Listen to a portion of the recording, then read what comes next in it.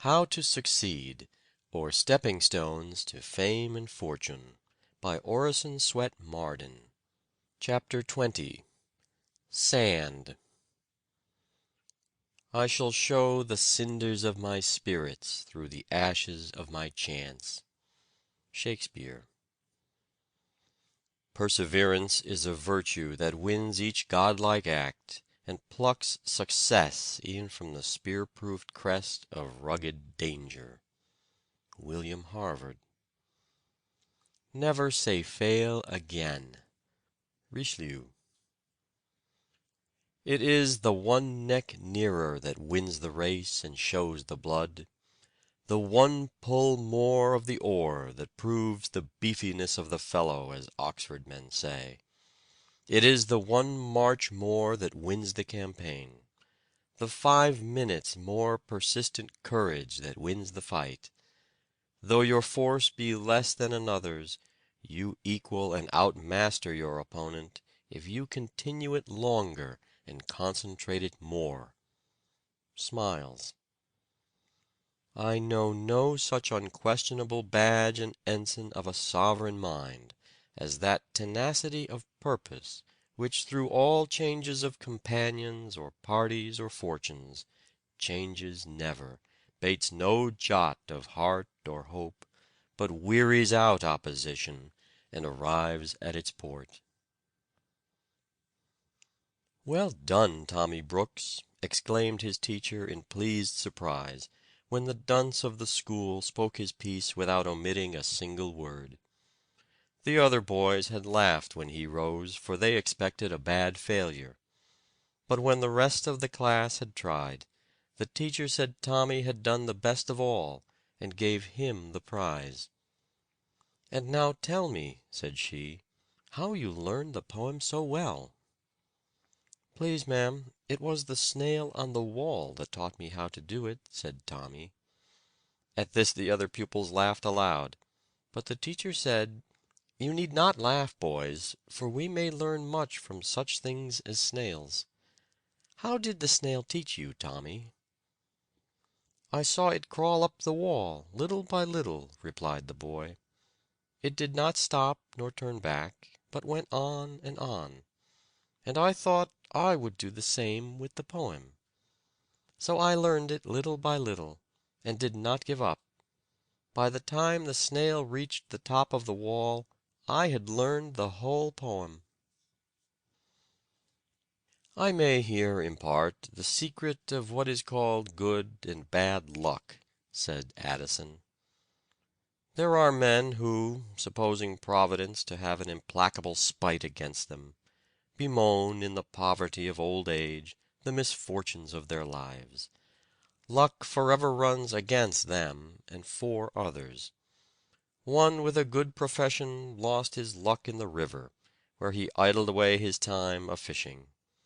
Another with a good trade perpetually burnt up his luck by his hot temper, which provoked all his employees to leave him. Another with a lucrative business lost his luck by amazing diligence at everything but his own business. Another who steadily followed his trade, as steadily followed the bottle. Another who was honest and constant to his work, erred by his perpetual misjudgment. He lacked discretion.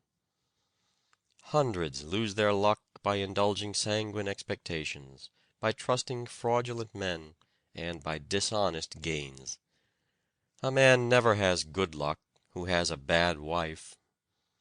I never knew an early rising, hard working, prudent man, careful of his earnings and strictly honest, who complained of his bad luck. A good character, good habits, and iron industry are impregnable to the assaults of the ill luck that fools are dreaming of. But when I see a tatterdemalion creeping out of a grocery late in the forenoon, with his hands stuck into his pockets, the rim of his hat turned up and the crown knocked in, I know he has had bad luck, for the worst of all luck is to be a sluggard, a knave, or a tippler. "You have a difficult subject," said Anthony Trollope at Niagara Falls to an artist who had attempted to draw the spray of the waters. "All subjects are difficult," was the reply, "to a man who desires to do well." "But yours, I fear, is impossible," said Trollope. "You have no right to say so, till I have finished my picture," protested the artist. "Tell Louisa to stick to her teaching. She can never succeed as a writer." When her father delivered the rejected manuscript of a story sent to James T. Fields, editor of the Atlantic Monthly, with the above message, Miss Alcott said, "Tell him I will succeed as a writer, and some day I shall write for the Atlantic." Not long after, she sent an article to the Atlantic and received a check for $50. With the money, she said, she bought a second-hand carpet for the parlor, a bonnet for her sister, shoes and stockings for herself. Her father was calling upon Longfellow some time after this, when Longfellow took the Atlantic and said, "I want to read to you Emerson's fine poem upon Thoreau's flute." Mr. Alcott interrupted him with delight, and said, "My daughter Louisa wrote that." "Men talk as if victory were something fortunate," says Emerson. "Work is victory. Wherever work is done, victory is obtained. There is no chance and no blanks. You want but one verdict. If you have your own, you are secure of the rest. But if witnesses are wanted, witnesses are near." "Young gentlemen," says Francis Wayland, "remember that nothing can stand day's work." Alexander the Great exclaimed to his soldiers, disaffected after a long campaign, "Go home, and tell them that you left Alexander to conquer the world alone." "We discount only our own bills, and not those of private persons," said the cashier of the Bank of England, when a large bill was drawn by Anselm Rothschild of Frankfort, on Nathan Rothschild of London. "Private persons!" exclaimed Nathan, when told of the cashier's remark. "I will make these gentlemen see what sort of private persons we are."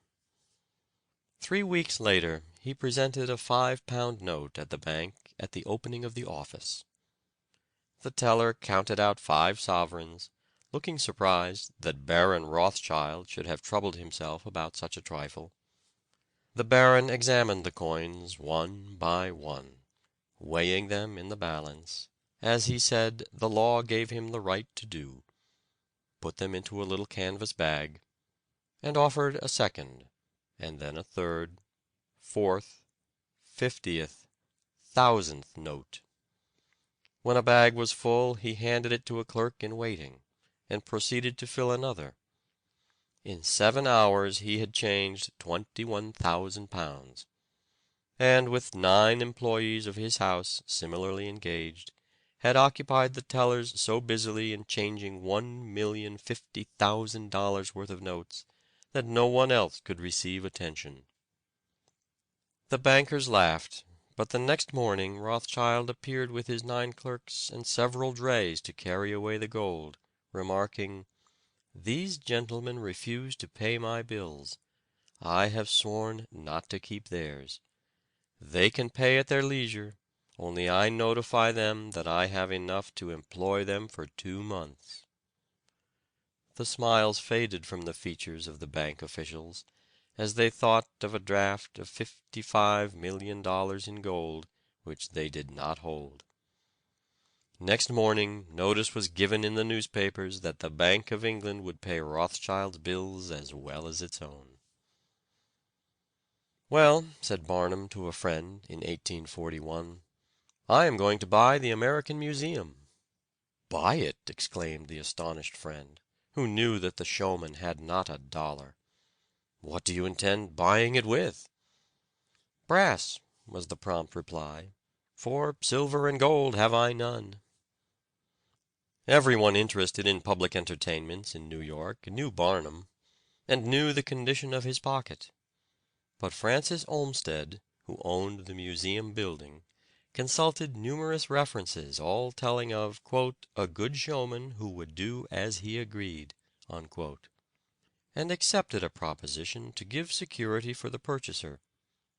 Mr. Olmsted was to appoint a money taker at the door, and credit Barnum toward the purchase with all above expenses, and an allowance of $50 per month to support his wife and 3 children. Mrs. Barnum gladly assented to the arrangement, and offered, if need be, to cut down the household expenses to a little more than $1 a day. Some 6 months later Mr. Olmsted happened to enter the ticket office at noon, and found Barnum eating for dinner a few slices of bread and some corned beef. "Is this the way you eat your dinner?" he asked. "I have not eaten a warm dinner since I bought the museum, except on the Sabbath, and I intend never to eat another until I get out of debt." "Ah, you are safe, and will pay for the museum before the year is out," said Mr. Olmsted, slapping the young man approvingly on the shoulder. He was right, for in less than a year Barnum had paid every cent out of the profits of the establishment. A noted philosopher said, "The favors of fortune are like steep rocks. Only eagles and creeping things mount to the summit." Lord Campbell, who became Chief Justice and Lord Chancellor of England, and amassed a large fortune, began life as a drudge in a printing office. A little observation shows us that, as a rule, the men who accomplish the most in the world are the most useful and sensible members of society, the men who are depended upon most in emergencies, the men of backbone and stamina, the bone and sinew of their communities, the men who can always be relied upon, who are healthiest and happiest, are, as a rule, of ordinary mental caliber and medium capacity, but with persistent and untiring industry, these are they, after all, who carry the burdens and reap the prizes of life.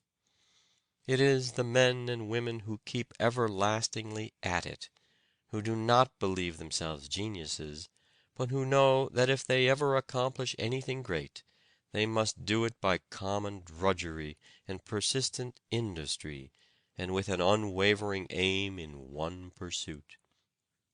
Those who believe themselves geniuses are apt to scatter their efforts and thus fritter away their great energies without accomplishing anything in proportion to their high promise.